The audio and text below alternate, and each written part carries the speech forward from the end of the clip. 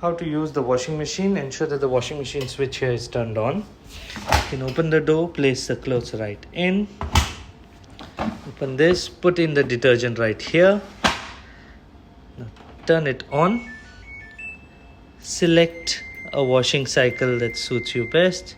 For now we're putting the quick wash and just press play.